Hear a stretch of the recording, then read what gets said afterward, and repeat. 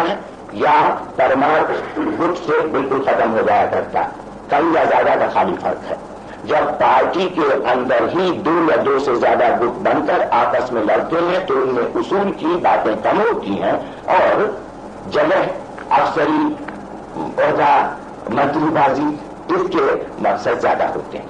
तब ये पार्टीबाजी और गुटबाजी का इतना फर्क आप समझ लें। मैं इसको तो ठीक समझता हूं जब तक कोई और रास्ता दुनिया नहीं निकाल पाती कि किसी भी देश के नागरिक पार्टी बनाए अपने उद्देश्यों और मकसदों को हासिल करने के लिए। लेकिन एक ही पार्टी के अंदर जब अफसरबाजी के लिए गुट बनने लग जाते हैं तब वो चीज बड़ी खतरनाक होती है। ये भी हो सकता है कि एक ही पार्टी के अंदर कुछ सोचने विचारने के तरीकों को लेकर के आपस में वाद विवाद हो तो उसमें भी कोई हर्ज नहीं। मैं तो यहां तक मानूंगा कि उनका ही पार्टी के अंदर ऐसा हो सकता है कि कुछ लोग कुछ खास सोचने के तरीके को हमेशा के लिए अपनाते हुए वाद विवाद क्या करें। कभी कभी उससे बहुत तबीयत बेचैन जरूर होगी लोगों की, लेकिन फिर भी उसको सह लेना चाहिए क्योंकि वो वाद विवाद और सिद्धांतों की बहस होती है। कभी कभी बड़ी बेवकूफी भी होती है, ये भी मैं आपको बता दूं, और उसमें आदमी कुछ तिलमिला उठता है, लेकिन फिर भी इन सब चीजों को सह लेना चाहिए क्योंकि वो एक सिद्धांत को लेके हुआ। लेकिन अभी जो मैं गुटबाजी के जिक्र कर रहा हूं वो तो इन सब चीजों से कोई ताल्लुक नहीं रखता। उसका ताल्लुक है, जैसा मैंने आपसे बताया, कि किसके गुट का कौन आदमी एमएलए बने और न बने, किसके गुट का कौन आदमी मंत्री बने न बने। और इन चीजों को लेकर ही आखिर कई लाख रुपए असेंबली पार्टी के मुख्यमंत्री के चुनाव में खर्च किए जा सकते हैं। वरना अगर सिद्धांतों की लड़ाई हो तो इस तरह से कई लाख रुपए न खर्च किए जाए। तो अब ये सारा सवाल है संगठन का। और मैं आपको ये बता देना चाहता हूं कि आज हिंदुस्तान का सवाल बुनियादी है असल में संगठन का। आज हिंदुस्तान की सभी पार्टियां संगठन के मसले को हल नहीं कर पा रही हैं। मुझे इसका पता नहीं था। इधर 3 साल में जो कुछ मुझे संगठन का पता चला है वो सारी जिंदगी में पहले मुझे नहीं पता चला था। बहुत सी बातें तो मैं जानता ही नहीं था संगठन के बारे में। अब मैं जानता हूं कि सब लोग पार्टियों में आया करते हैं और पार्टियों से जाया करते हैं उसूलों के लिए सिर्फ नहीं।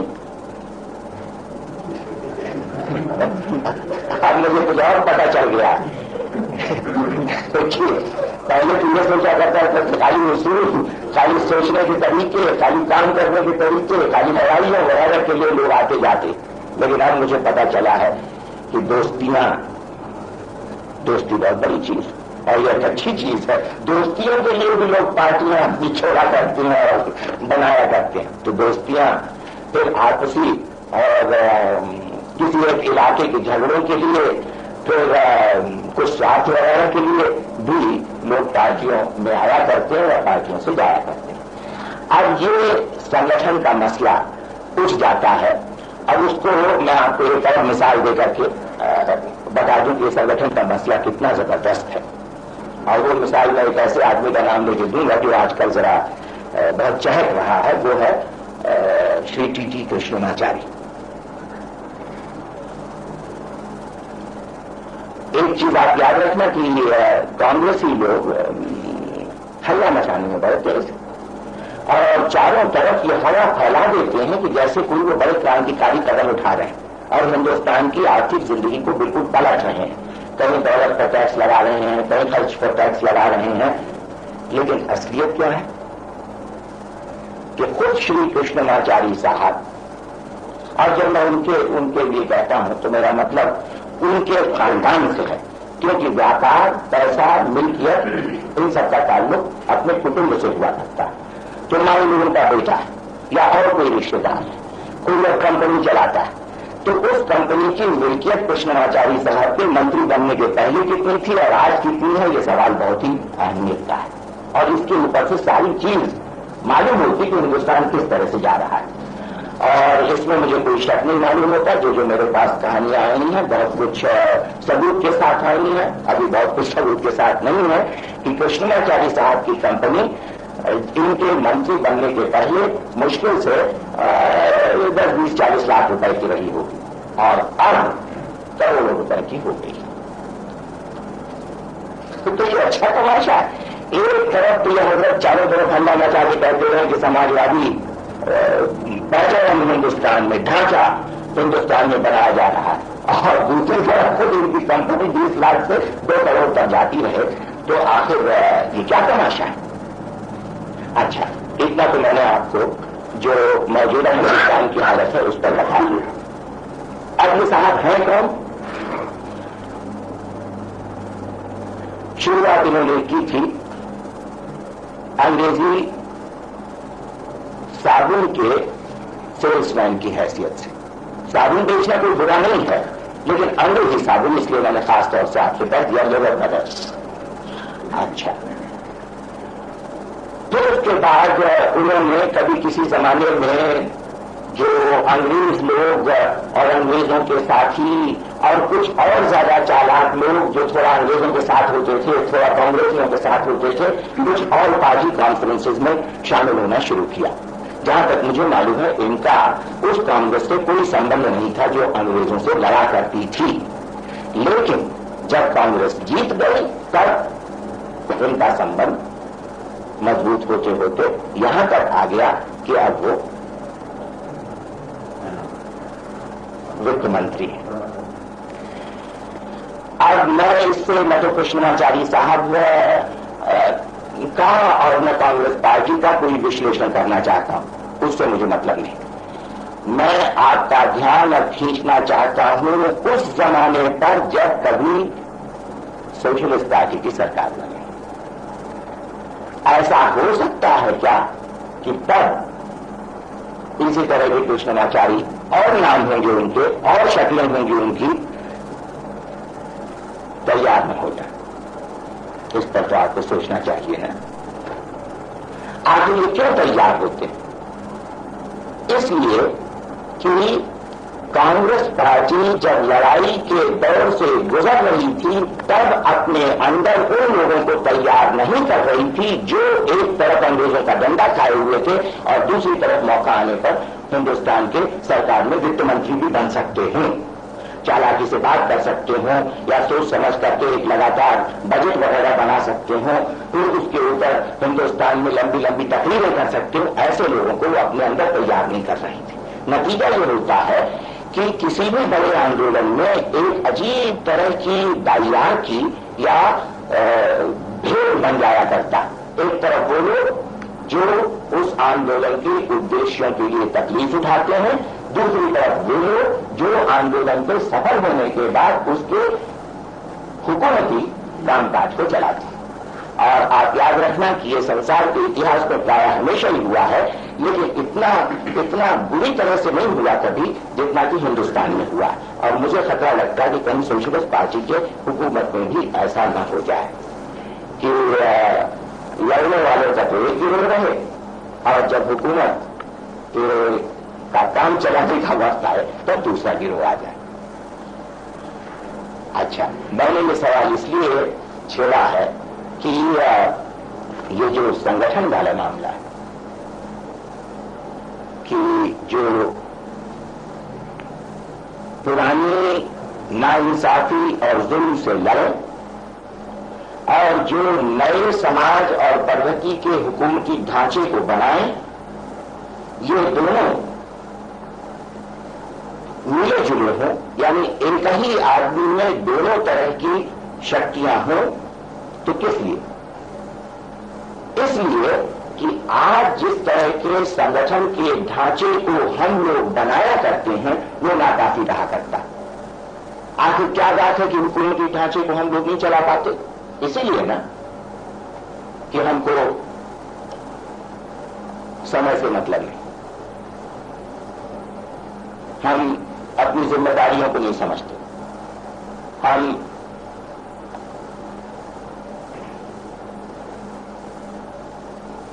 एक काम कर लेते हैं, बाकी सब कामों को छोड़ देते हैं। हम ओहदे तो ले लिया करते हैं, लेकिन उन ओहदों के पीछे जो सारे काम काज होने चाहिए उनको नहीं किया करते। हम अक्सर लापरवाही दिखाया करते हैं कि चलो आज न हुआ कल हो जाएगा, कोई बात नहीं, क्योंकि जो सार्वजनिक काम होता है उसके बारे में आदमी हमेशा लापरवाह रहा करता है। और हम ये समझते हैं कि जब किसी को अफसर बना दिया गया तो उसी की जिम्मेदारी है कि उस जगह के सारे कामकाज को कर ले, हमारी जिम्मेदारी खत्म हो गई। नतीजा ये होता है कि कोई भी पार्टी एक संगठन के बजाय उद्देश्य हासिल करने और किसी खास तरीकों पर चलने वाला संगठन होने के बजाय वो सिर्फ व्यक्तियों का समूह और जमाव बनते रह जाया करता है।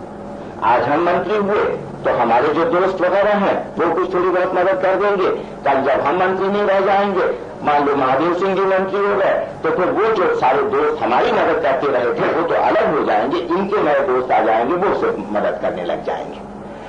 और आप देखते हो अच्छी तरह से क्या अपने मुल्क में हो रहा है कि अगर कोई आदमी MP MLA के लिए चुनाव लड़ता है तो चाहे जितना गरीब है, लेकिन न जाने कहां से कितने हजार रुपए आ जाया करते हैं, और फिर बाद में इलेक्शन पिटीशन भी लड़ना होता है तो उसके लिए भी हजारों रुपए आ जाया करते हैं, लेकिन अपने संगठन के लिए 2 रुपए 5 रुपए 10 रुपए भी इकट्ठा करने में मानी मर जाया करती है।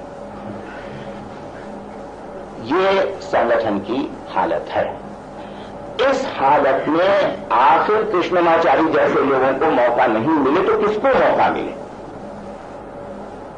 इसके ऊपर हमको सोच विचार करना है कि हम अपनी जिम्मेदारियों से नावाकिफ रह जाया करते हैं और कुछ इतने अचेत हो जाते हैं कि ध्यान नहीं देते कि हमको क्या करना है। आखिर संगठन किसका नाम? अगर मान लो आप सब लोगों को 10 खत लिखने पड़े और फिर आप किसी काम को करें तो वो संगठन नहीं। संगठन तो वो है कि जो बिना किसी खास खर्चे या मेहनत या खतबाजी के सैकड़ों हजारों 10,000 लाख आदमी अपने वक्त पर और अपने खास काम को कर दिया करें, उसका नाम संगठन हुआ करता है। वरना संगठन किसको कहते हैं? मान लो कल विचार बैठक, उस विचार बैठक में लोग आया थे, समय बंधा हुआ, दिन बंधा हुआ, फिर उसके बाद अगर किसी को याद दिलाने की जरूरत पड़े तो समझो संगठन नहीं। लेकिन अगर बिना याद दिलाए लोग आ जाया करें उस दिन और उस समय तो समझ लो संगठन। यह है ना आखिर फर्क संगठन का। तो चाहे समय के बारे में, चाहे काम के बारे में, चाहे पैसे के बारे में, संगठन हिंदुस्तान की राजनीतिक पार्टियों का ठीक नहीं। हमारे जो असेंबली और पार्लियामेंट के सदस्य होते हैं उनको अपने आमदनी के उस हिस्से को पार्टियों को दिलाने के लिए जो कानून के मुताबिक है, विधान के मुताबिक है, न जाने कितनी बार चिट्ठियां लिखनी पड़ती हैं, दबाव देना पड़ता है और फिर भी मुश्किल से काम हो पाता है। इतना मैं जरूर आपसे कह दूं कि सभी ऐसे नहीं हैं, कुछ बहुत अच्छे लोग भी हैं। और मुझे अभी हाल ही में पता चला है, नाम तो मैं नहीं लूंगा लेकिन क्योंकि फिर कह दिया जाए कि देखो किसी की तारीफ करने लग गए हैं, लेकिन इसलिए मैं वो किस्सा बता रहा हूं कि पहले काफी कहा गया कि उसने अपने हिस्से को पार्टी को दिया नहीं, लेकिन अब मुझे मालूम हुआ है कि वो अपने 5 साल में करीब 5-1 हजार रुपया तो अपने जिले की पार्टी को और 5-1 हजार रुपया हैदराबाद की पार्टी को, सूबे की पार्टी को दे सका था। तो अच्छे लोग भी होते हैं, ऐसा मसला नहीं होते। और ये भी मैं आपको बता दूं कि ऐसे अच्छे लोगों के बारे में भी आसानी से अगर कोई गुटबाजी का झगड़ा होता है तो लोग इधर उधर कानाफूसी करके 50 तरह की गलत बातें बता दिया करती हैं, तो ये भी अच्छा नहीं। लेकिन अब बड़ी मुश्किल चीज है कि कैसे हम फर्क करना सीखें, कब जाने कि कोई आदमी अपने संगठन के कर्तव्यों को पूरा कर रहा है और कब जाने कि वो पूरा नहीं कर रहा है। ये एक बहुत दिक्कत की चीज हो जाया करती, तो इसके बारे में बहुत सचेत रहना चाहिए। और इससे एक दूसरा सवाल ये भी उठता है कि जो संगठन में लोग आए उनमें आपस में सहयोगिता होनी चाहिए। और मैं समझता हूं आज हिंदुस्तान जो सबसे बड़ी कमजोरी है वो ये कि आपस में सहयोगिता नहीं। जैसे शुरू में मैंने कहा ना कि व्यक्ति अलग अलग पड़े हुए हैं, एक तरह से व्यक्तियों के द्वीप हैं, ये द्वीप इकट्ठा कर दिए गए पार्टी बन गई, लेकिन उनमें आपस में इन व्यक्तियों के द्वीपों में आपस में सहयोगिता नहीं है। जिसको मान लो मैं पुरानी जबान इस्तेमाल करता तो कहता कि आपस में प्रेम नहीं है, ये बात तो बिल्कुल साफ हो गई। मैंने कई बार सोचा कि शायद जब हम किसी अन्याय के खिलाफ लड़ते हैं तो वो जो नफरत है और गुस्सा है वो काफी है, क्योंकि जब किसी अन्याय के खिलाफ गुस्सा होगा तो लाजमी तौर से जो अन्याय को लड़ने वाले लोग होंगे उनमें आपस में मोहब्बत होगी और नए न्याय के लिए भी प्रेम होगा। लेकिन ये बात सही नहीं, क्योंकि कोई भी चीज अपने पूरी शक्ल में आदमी के दिमाग और दिल में नहीं आती, मिलवा जुलवा आया करती। तो ऐसी सूरत में कुछ ऐसा मालूम हो रहा है कि युग ही ऐसा है, जो हिंदुस्तान का वर्तमान युग है ऐसा है कि जिसमें लोग बिखर तो आसानी से जाते हैं लेकिन इकट्ठा बड़ी मुश्किल होते हैं, और इकट्ठा भी होते हैं तो उन्होंने कुछ चीजें अपनी बना रखी। जैसे मिसाल के लिए मैं आपसे कहूं कि जब तक मैं किसी आदमी को ये नहीं कहता कि तुमने फला गलती की, तुम ये बुरे हो, तुम वहां सुधरो, तब तक तो वो मुझे अपना देवता समझता है और समझता है कि हिंदुस्तान में और दुनिया में शायद इससे बेहतर तो कोई आदमी नहीं। लेकिन जब मैं उसे ये बताना शुरू कर देता हूं कि तुम यहां गलती करो, तुम यहां सुधरो, तुमने वो बहुत सी बातें खराब की, तब उसका माथा ठनकने लगता है और धीरे धीरे अपने को सुझाते सुझाते वो इस हैसियत पर पहुंच जाता है कि इन्होंने जरूर मेरे ऊपर कुछ अन्याय और नाइंसाफी की जो मेरी इतनी ये आलोचना कर रहे हैं। अब आप देखें तो ये तो बहुत ही खतरनाक चीज होगी कि जब तक किसी की तारीफ करो तब तक तो ठीक है, जहां उसकी कोई नुक्ता आपने बताई वो बिगड़ जाता है। इसके माने ये कि कोई सुधार आज करना मुश्किल हो गया आपस में। और कुछ हम लोग जो राजनीति के कार्यकर्ता ऐसा समझ भी बैठे हैं कि शायद हिंदुस्तान में जरूरी ये है कि दूसरों को बदलें, खुद बदलें उसकी जरूरत नहीं। और इसके ऊपर जरा जरूर ध्यान देना। मैं नहीं जानता कि हिंदुस्तान में कब पलटा आएगा, शायद 3-4 बरस में आए, शायद और देर लग जाए। दोनों कामों के लिए जरूरी है कि हम अपने को बदलें, एक तो हिंदुस्तान में पलटा लाने के लिए और दूसरे जब पलटा सफल हो जाए तो हुकूमत को चलाने के लिए। क्योंकि जो हम मौजूदा हैं आलसी, व्यक्तिवादी, कुछ स्वार्थी और झूठ भी बोलने वाले, तो हम न तो पलटा भी सफलता के साथ ला सकेंगे और न जब हुकूमत हमारे हाथ में आई तो उसको ठीक तरह से चला सकेंगे। तो इसलिए जरूरी है कि हम खुद बदलें और इसकी दिन रात कोशिश करें। रात को तो खैर मैं ऐसे ही कह गया, रात को तो कौन कोशिश किया करता है, कुछ लोग सपने देखते हैं, कुछ बिना सपने सो रहा करते हैं, तो उसका तो कोई सवाल नहीं उठता। लेकिन कम से कम दिन में कोशिश किया करें कि हम अपने को बदलें, अच्छी तरह बदलें। और वो इसलिए भी जरूरी है कि संभव है कि कभी कभी हम लोगों को निराशा उठानी पड़ती, और अक्सर ये निराशा उठानी पड़ेगी, अभी कई बरसों उठानी पड़ेगी, 3 बरस उठानी पड़ेगी या 7 बरस उठानी पड़ेगी, मैं नहीं कह सकता। और निराशा इस माने में भी खाली निराशा ये नहीं कि हम लोग चुनाव में हार जाया करते हैं, वो तो छोटी निराशा है।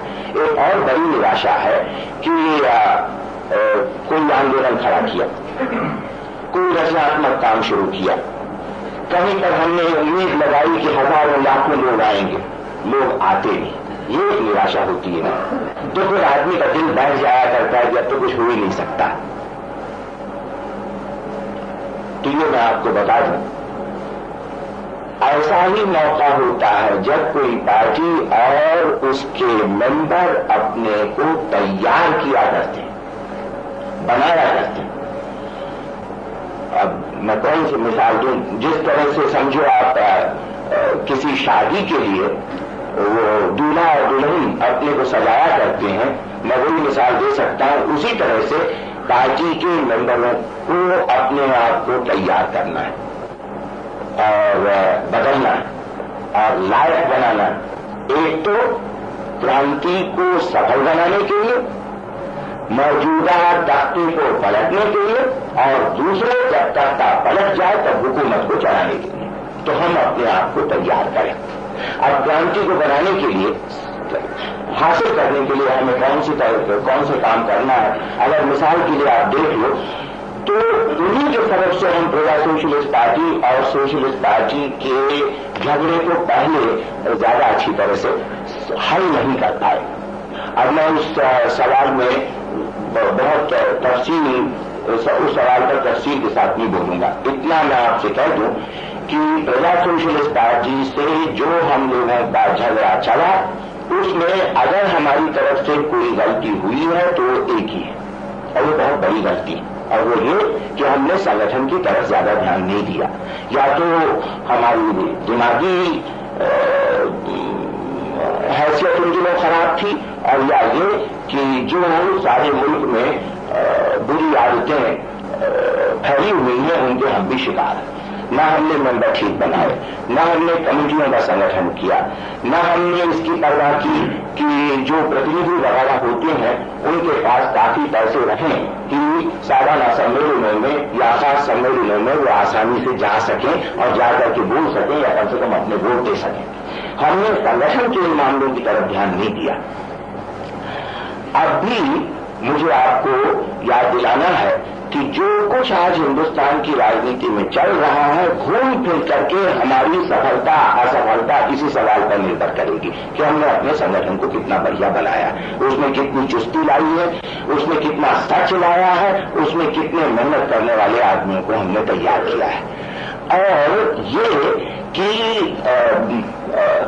सिर्फ भाषण दे करके जो ताकत मुल्क में हासिल की जाती है वो नाकाफी है, या लोगों के ऊपरी तरह से दिमाग बदल करके जो ताकत हासिल की जाती है वो नाकाफी। जब तक कि उनके दिमागों को बुनियादी तौर पर न बदला जाए, इस वक्त मैं आम जनता के लिए कहता हूं, तो उसके लिए जरूरी होता है कि विचार बैठकें हों, साहित्य हों, हमारी खुद की कमेटियां जो गांव तक की हैं खूब लगातार बैठा करें, उनकी सभाएं हों, इन सब चीजों की तरफ ध्यान दिया जाए। मान लो कहीं पर कोई हमारा आदमी एमएलए चुन जाता है और वहां पर मेंबर भी बन रहे हैं, लेकिन अगर वहां पर कमेटियां नहीं है, अगर वहां पर लोगों के दिमाग नहीं बदलते हैं, खाली एक दिली मोहब्बत पैदा हो जाती, तो नाकाफी चीज। ये मैं आपसे बता देना चाहता हूं कि हजारों लोग होंगे जो सोशलिस्ट पार्टी के नाम से तो खिंच गए हैं और उसके साथ ढपली भी बजा देंगे, उसका नारा भी लगा देंगे और चिल्ला भी देंगे, लेकिन उनके दिमाग पुराने जैसे बने रहते हैं, दिमाग बदले नहीं।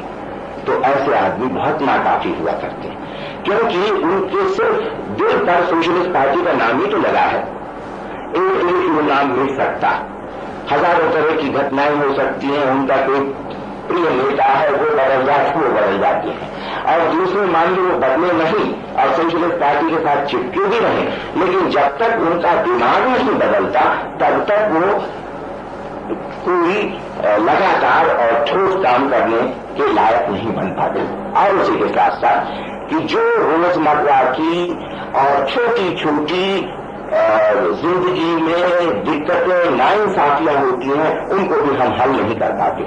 अब सोशलिस्ट पार्टी के लिए मैं आपसे कहूं कि बड़ी लड़ाइयां लड़ने में तो थोड़ी बहुत हुनर हमने हासिल कर ली, थोड़ी ज्यादा न समझ लेना। बड़ी लड़ाइयां ऐसे सत्याग्रह जिनमें 1000, 5000, 10,000 आदमी जेल चले गए, लेकिन जो रोज के सवाल घूम फिर करके वही सवाल आते हैं। घरों में जाकर के देखो क्या हो रहा है, रोटी मिल रही या नहीं मिल रही है, चीजों के दाम बढ़े हुए या नहीं बढ़े हुए हैं, गंदगी और गलीज के गलियों और मोहल्लों में लोग रहे हुए हैं, स्लम्स पड़े हुए हैं, बेकारी इतनी फैली हुई है, बेकारों की सूची बन रही या नहीं बन रही है, मोहल्लेदार उनके सूची नाम इकट्ठा किए जा रहे हैं, नहीं सिर्फ बेकारों की सभाएं कहीं बुलाई जा रही है नहीं बुलाई जा रही, उनके घरों में जाके उनके आमने सामने बात हमारे लोग कर रहे हैं या नहीं कर रहे हैं। ये सारे सवाल हैं जिनके ऊपर अभी तक हमने ध्यान नहीं दिया है। हमने सोचा है कि आम ताकत अगर हमारी फैल गई सोशलिस्ट पार्टी की तो वो काफी होगी, ये सही नहीं है।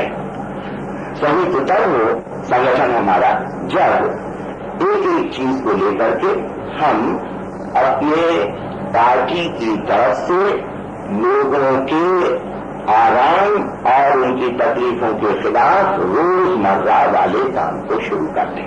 तब अब जैसे मैंने यही बेकारी वाला कहा बेकारी की कभी कभी हम सभाएं जरूर कर लेंगे, लेकिन उन सभाओं में ज्यादा काम वाले लोग आएंगे, बेकार कम आएंगे। क्योंकि जो बेकार है वो तो इतना पिस चुके हैं कि या तो वो एक्सचेंज में चले जाया करते हैं, वो दिन रात अपना चप्पल घिसते रहते हैं इससे कि कहीं कोई काम मिल जाए।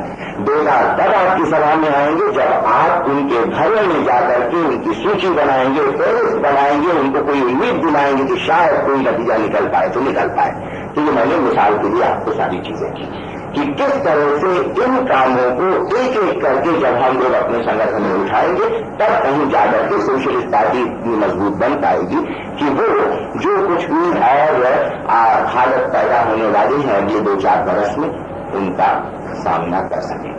तो मैं इतना ही आपसे कहूंगा कि संगठन की तरफ अब ज्यादा ध्यान दो। साहित्य, पैसा, मेंबरी, कमिटियां और ये रोजमर्रा की घर की अंदर की नाइंसाफी के खिलाफ लड़ाइयां, तब जाकर के हमारा संगठन कुछ मजबूत बन सकता है और जो कुछ ये सारी बातचीत हुई है उसका कुछ फायदा भी हो सकता है।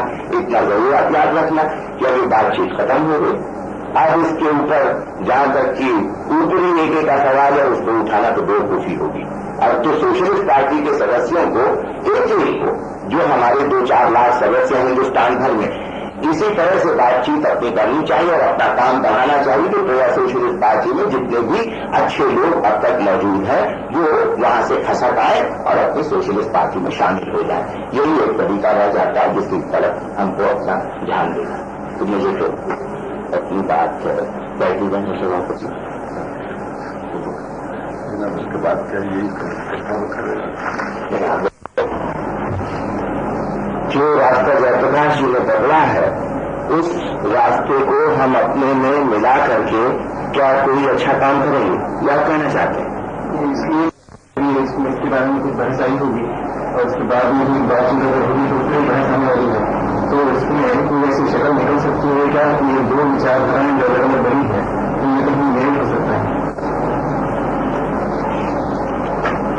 मैंने समझ पाया आपके सवाल का अगर ये मतलब है कि वो दोनों विचारधाराएं कोई सह अस्तित्व का रास्ता निकाले तो उसका तो कोई सवाल उठता नहीं। ये सही है कि जयप्रकाश जी के अपने बारे में सवाल उठ गया था और मैंने उनसे कहा था कि आपका सोशलिस्ट पार्टी में आना जरूरी होगा। और जहां तक मेरा सवाल है, मैं इस वक्त सोशलिस्ट पार्टी की तरफ से नहीं बोल रहा हूं। मुझे किसी एक सोशलिस्ट एके में उसी हद तक दिलचस्पी है जिस हद तक जयप्रकाश जी खुद आते हैं पार्टी, क्योंकि ऐसे इसी एक पार्टी को संभालना मेरे लिए नामुमकिन होता जा रहा है। तो फिर उन कम वक्तों के उन लोगों के यहाँ आ जाने पर मैं क्या कर पाऊंगा ये मेरे समझ भी नहीं आता। तो इसलिए उनका आना जरूरी होगा। ये कम वक्त जो मैंने कह दिया कहीं उसको आप कोई खास मतलब न समझ लेना, इसका वो भी वैसे ही है जैसे हम लोग हैं, कोई फर्क नहीं कर रहे हैं। अच्छा, लेकिन जयप्रकाश जी अपना दूसरा रास्ता अपनाए हुए। अब जो बातचीत होने वाली है वो इसी पर होने वाली। वो मुझे समझाएंगे कि वो क्यों नहीं राजनीति सीधी करना चाहते, मैं उन्हें समझाऊंगा क्यों उन्हें करना चाहिए और कोई उसका मतलब नहीं। अच्छा, अब रह जाता है आपके सवाल का, तो सही बात है कि अगर संगठन चलाना तो व्यक्तिवाद कैसे चल सकता है? दोनों में सह अस्तित्व नहीं हो सकता। जब संगठन चलेगा तो व्यक्तिवाद को तो खत्म करना ही पड़ेगा। पूरी तरह से खत्म करना नामुमकिन है क्योंकि हम लोग पूरी तरह से तो अच्छे हो नहीं सकते, लेकिन जिस हद तक व्यक्तिवाद को खत्म करना जरूरी हो सकता करना पड़ेगा। तो इसलिए जो आपने सवाल पूछा उसमें एक बुनियादी भूल ये है कि हम कोई सह अस्तित्व करेंगे उसमें, ये बात नहीं। व्यक्तिवाद, संन्यास और क्या आपने कहा, तो संगठन आंदोलन अधिकार हुकूमत बनाने का एक और दूसरी तरफ व्यक्तिवाद और केवल प्रचार। हाँ ठीक है, तो व्यक्तिवाद, केवल प्रचार और संन्यास इनको खत्म करना होगा, इनके साथ दूरी नहीं करना होगा। समझा? इनको खत्म करके ही कोई समाजवादी आंदोलन चल सकता है। इसके माने समाजवादी एकता का कायम करना इनके खात्मे के ऊपर चलता है।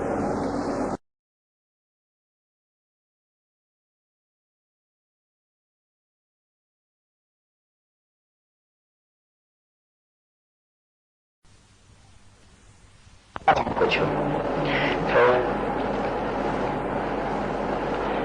अच्छा, तो अब आप थोड़ी देर के लिए भूल जाइए कि किस चीज पर झूठ बोलना था मुझको। मैं बुनियादी तौर पर आपके सामने वो फर्क रखूंगा जो अपनी पार्टी और दूसरी पार्टियों में, खासतौर से प्रजा सोशलिस्ट पार्टी, जिसमें कल वाले मजमून के साथ जोड़ कायम हो जाए। तो सबसे पहले आप सिद्धांत की तरफ देखिए। एक चीज बिल्कुल साफ हो जानी चाहिए कि किसी भी जमाने के सिद्धांत सभी लोगों और पार्टियों के एक ही नाम के होते हैं।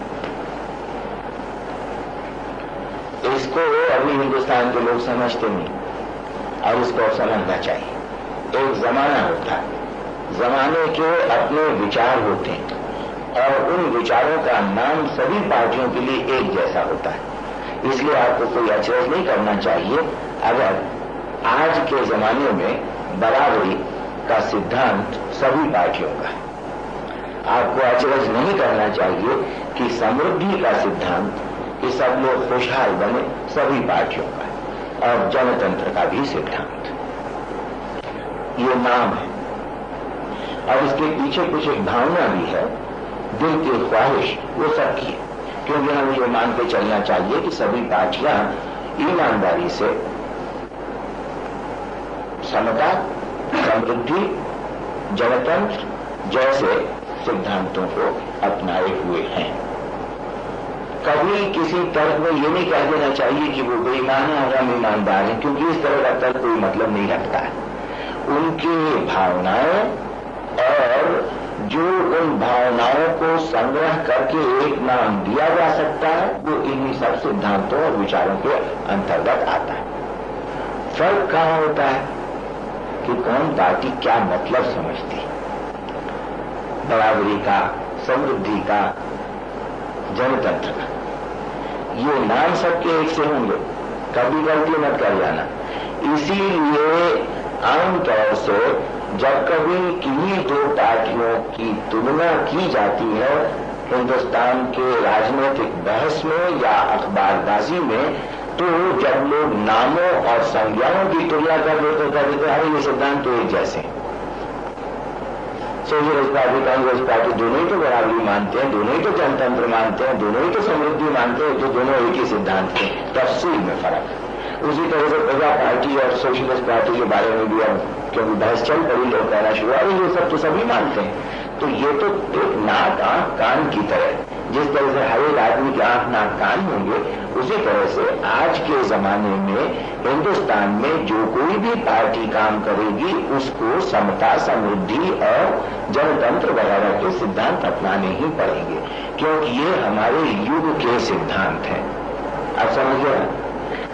अच्छा, अब इन सिद्धांतों का कौन पार्टी क्या मतलब समझती है, ये है असली फर्क। नाम एक से रहेंगे, मतलब क्या है। तो अपनी पार्टी में जैसे मैं मोटी तौर से तीन ही चीजों की कहूंगा और बाकी नहीं, क्योंकि वो बड़ी लंबी चीज हो जाएगी। समता, तो समता के मामले में एक तो सोशलिस्ट पार्टी ने जो हिंदुस्तान और शायद दुनिया को नया विचार दिया है वो ये कि एक होती है संपूर्ण समता और दूसरी होती है संभव समता।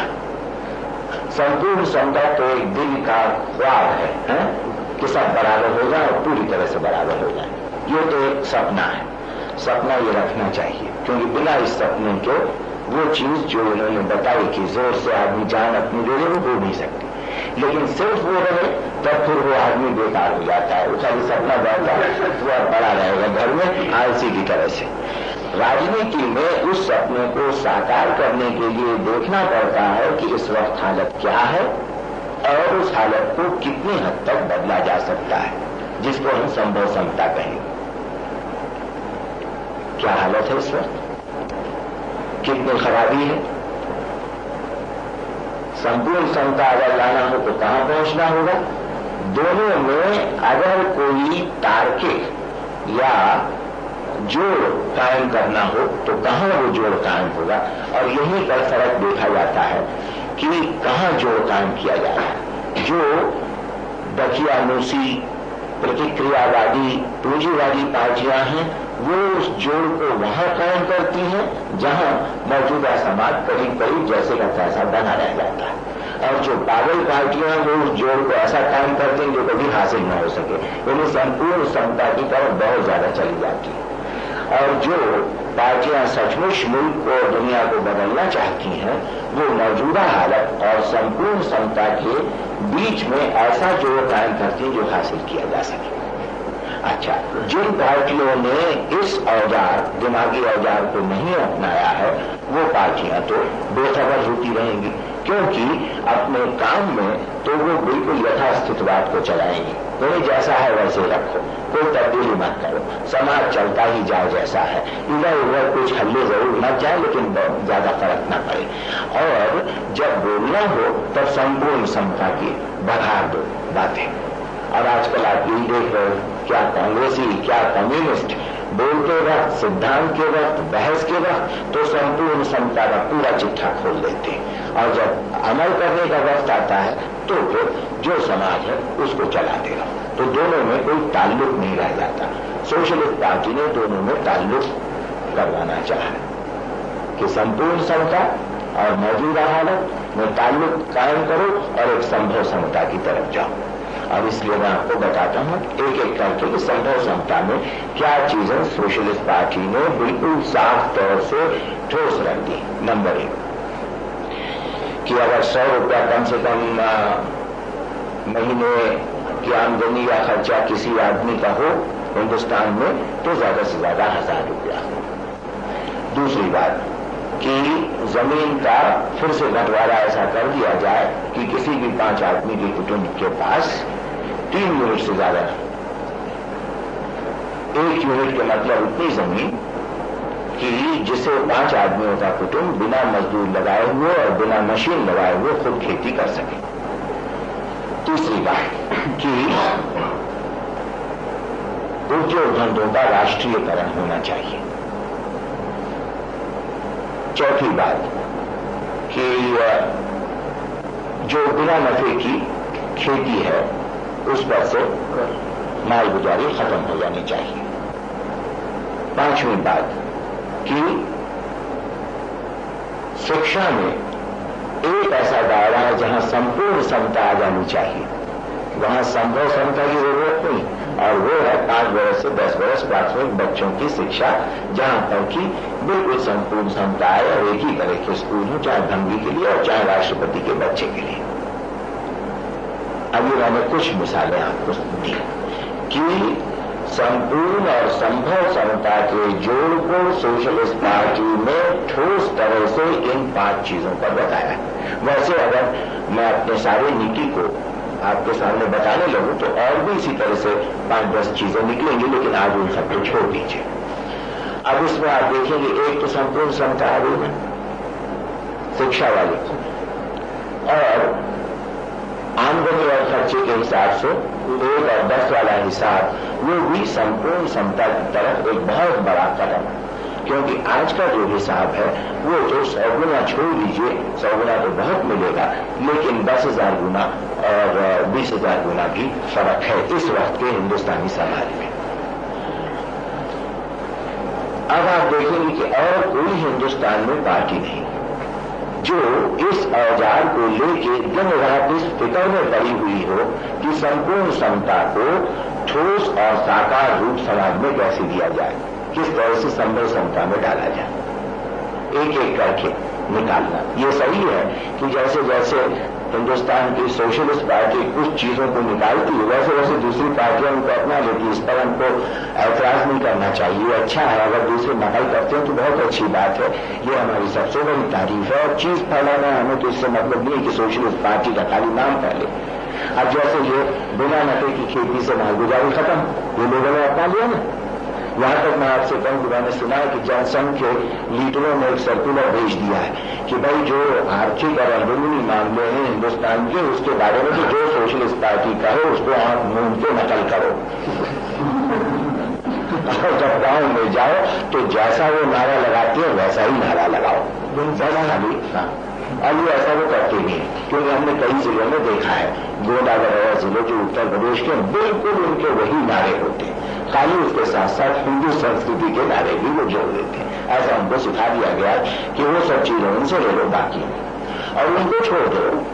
और जितनी भी पार्टियां हैं वो इस तरह से नकल करती है। तो इस वक्त मैं आपको और क्या कहूँ, कांग्रेस पार्टी तो बहुत सी चीजों में अब नकल करने लग गई है।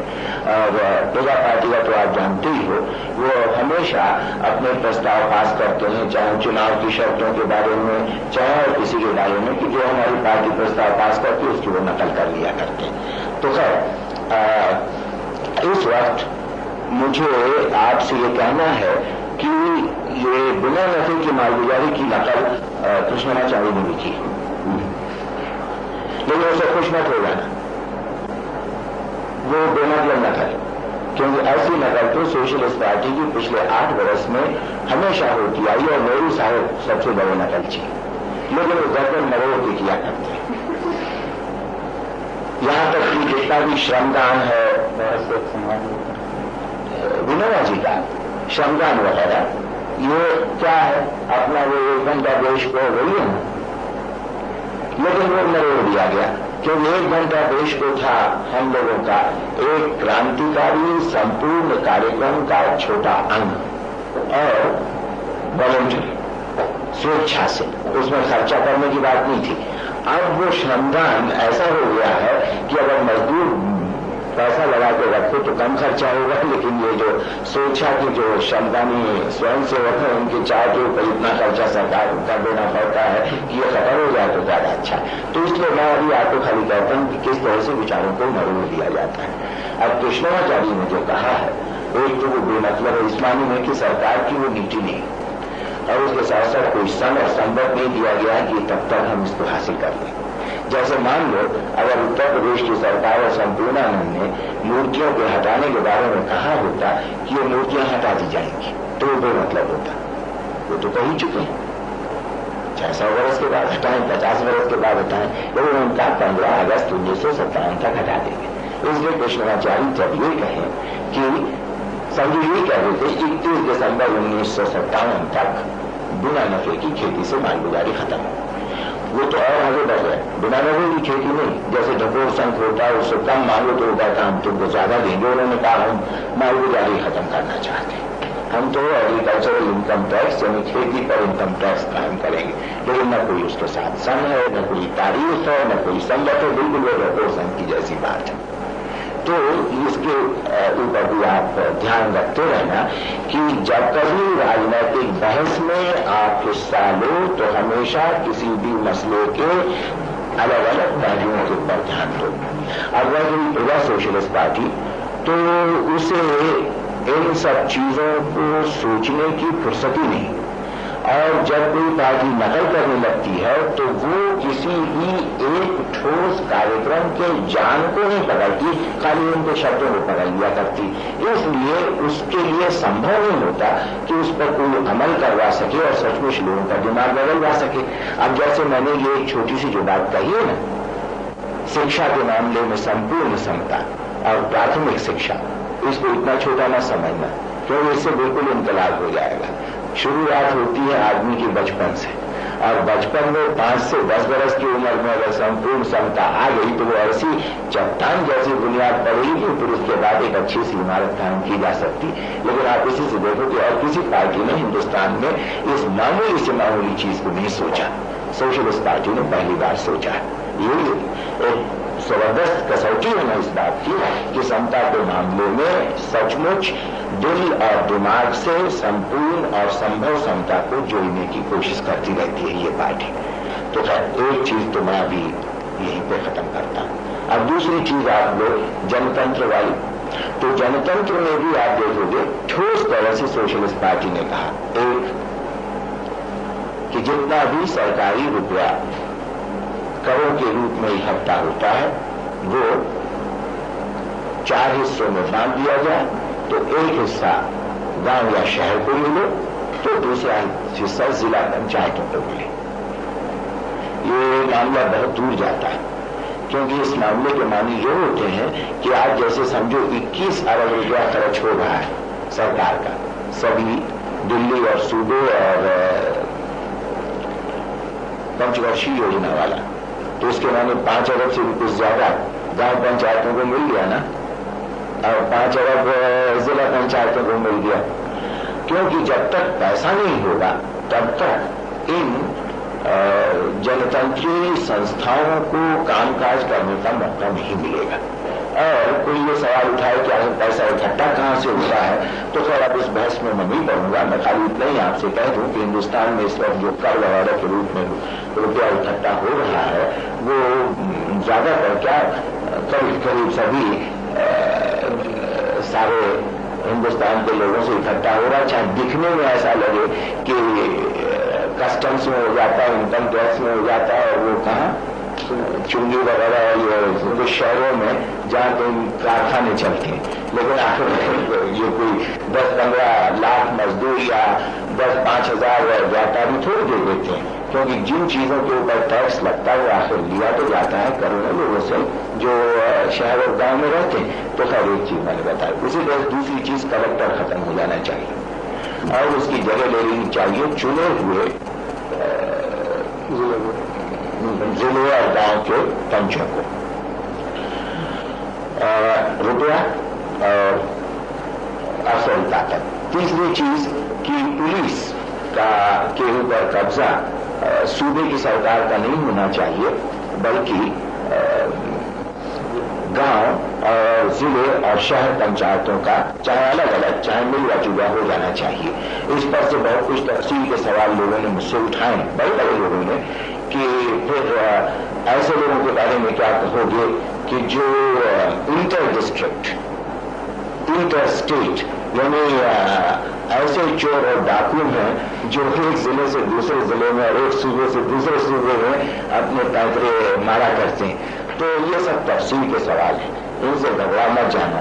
इसके लिए बहुत आसान है और मैं उनको कह भी दिया करता हूं कि आखिर कुछ ऐसे महकमे आप राज्य के रख ही सकते हो